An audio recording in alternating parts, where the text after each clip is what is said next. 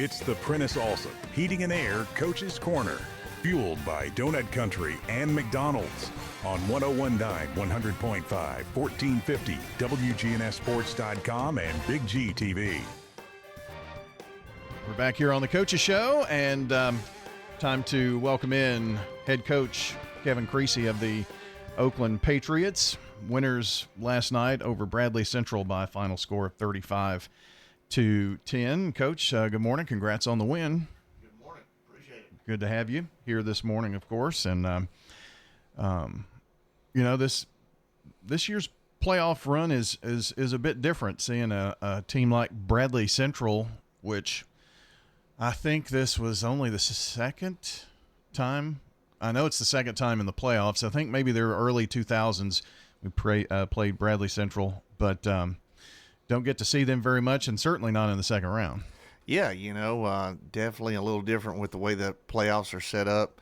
I thought it was pretty neat that, our region kind of went all over East Tennessee last night, and, both teams, Riverdale and Blackman, played well and represented our region well, and we got to host a game. I think that's important that, you make the regular season worth something, and the one seed, is getting to host 3 games now, and, I think it's one of those deals where I think it makes for interesting matchups and new rivalries and stuff like that. So we had a heck of a game 2 years ago with Bradley. It's one of the best games we've had and one of the biggest wins, and possibly an upset because they had 5 D1 guys on that team, and really good atmosphere at their place. And they came down here and played us tough last night, and give them a lot of credit. I thought they responded well after going down 28-3, come out in the second half and play as hard as they did. I thought that was really a testament to their coaches and their players. The change in the playoffs, I think it might have caught some people by surprise. One thing that caught even me by surprise after all these years was that the quarterfinal round, it's predetermined who's home and away. And the reason that's a bit of a surprise is we've always had 2 Rutherford County teams playing each other there, and it went to highest seed. But you kind of alluded to it, winning the region is a huge prize now. Yeah, and trust me, Cecil Joyce told me last night that Blackman would be hosting Maryville, and I was like, I think you got that wrong, but he was right. Okay, well, I'm not the only one then. And I was like, I don't think that's right, and but yeah, looking back at it, I think it would have been the way the old system was, us and Riverdale playing each other last night. Yeah. And, it just doesn't seem right or fair. We just played week 10. We would have played again week 12.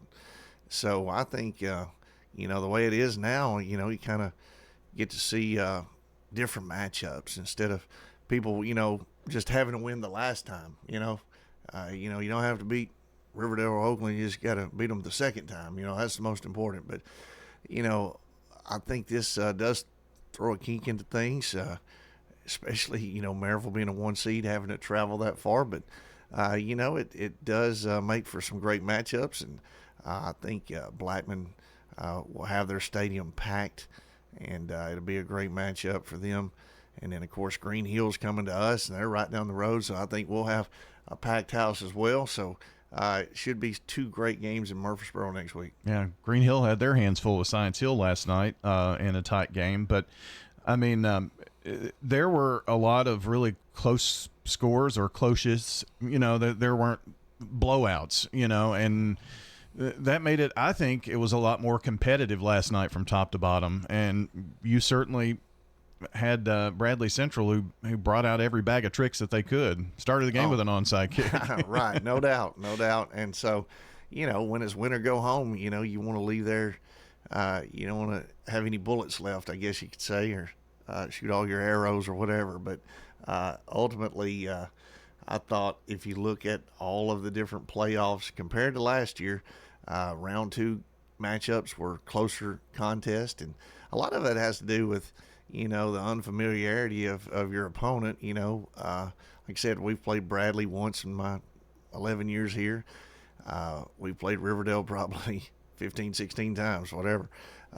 So ultimately, we're playing Green Hill that we've never played and really hadn't watched film on them. If we hadn't played Cookeville, we wouldn't have seen Green Hill this year.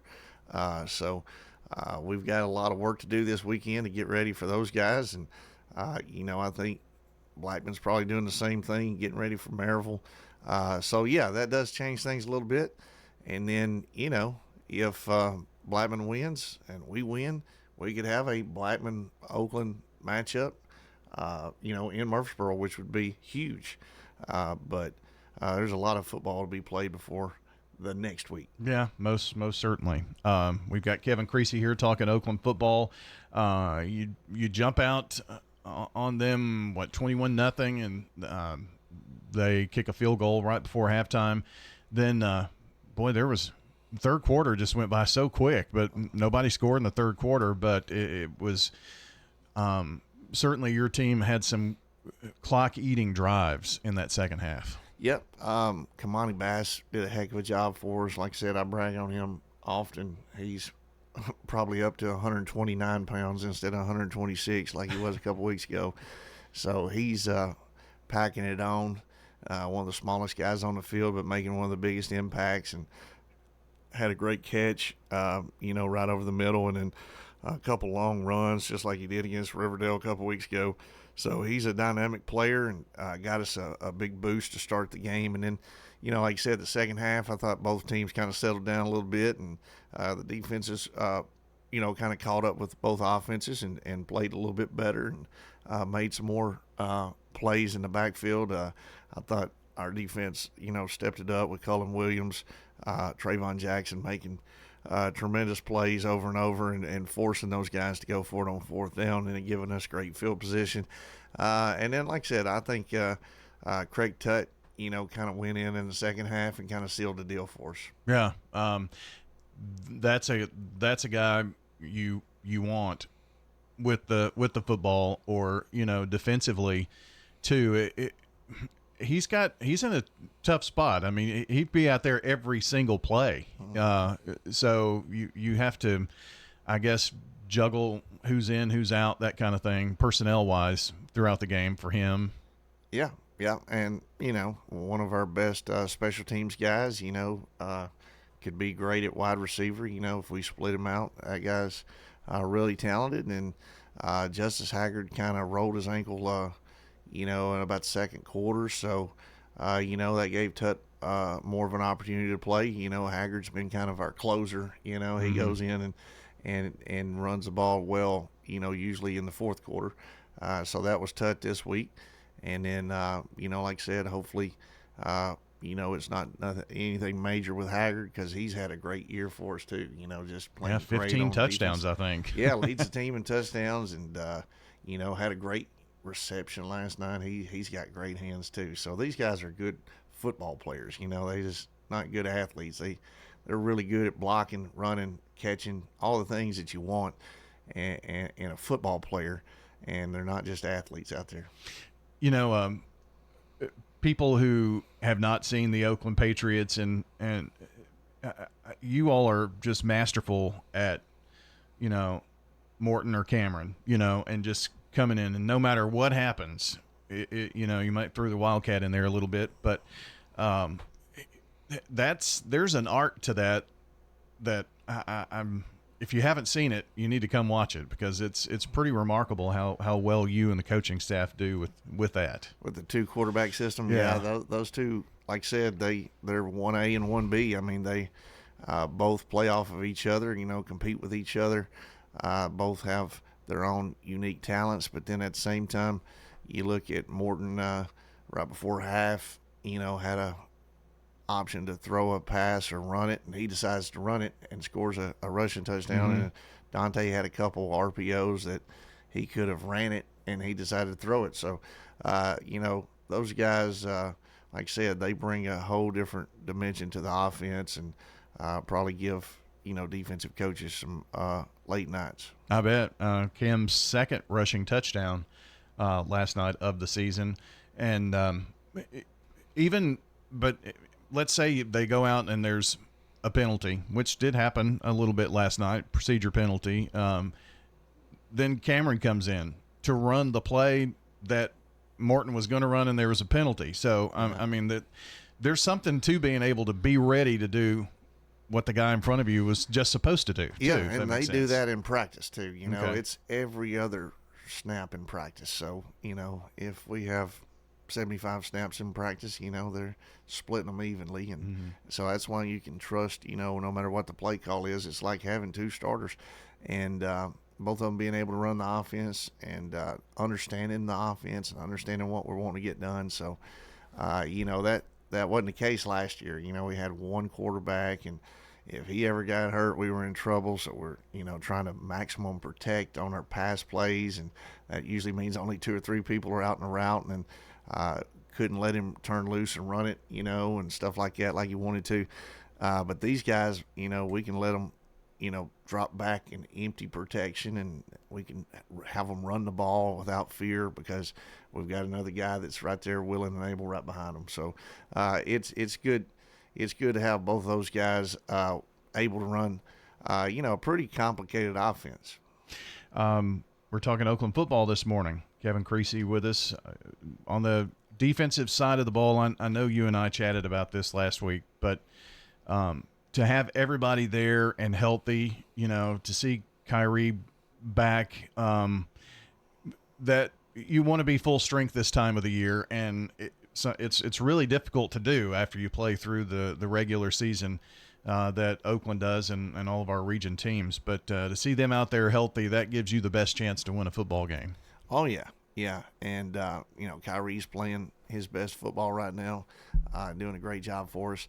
And just got so much speed on defense. Everybody out there can run, and that's good, especially when you see guys that are spreading it out a little bit. I think it's good to have people that are able to run and make plays at a high rate of speed. And so that's what our defense is built around. And, I thought we did a good job of, stopping what they were trying to do, which was just 3-4 yarders to death, and our defense got them to some 4th and longs and 3rd and longs by being able to stop the run with a lot of skinny guys out there. So I thought that was big, and that's going to happen more and more. The colder the weather gets, the further you go in the playoffs, people are going to just try to eat the clock, and keep the ball away from you. But I thought our defense did really good, not allowing that to happen. Cullen Williams leads your team in tackles, had a game-high 9 last night.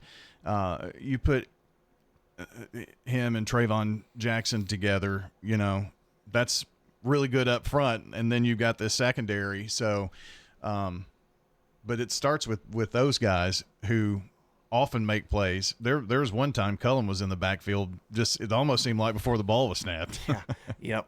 Cullen and Trayvon are both students of the game, and they kind of know the plays that are coming before they're ever ran. So they read their keys really well and make plays for us all night long. Usually both of them are double digits in tackles, and if they ever do miss one, then we got some very athletic safeties right behind them that should be cleaning things up too.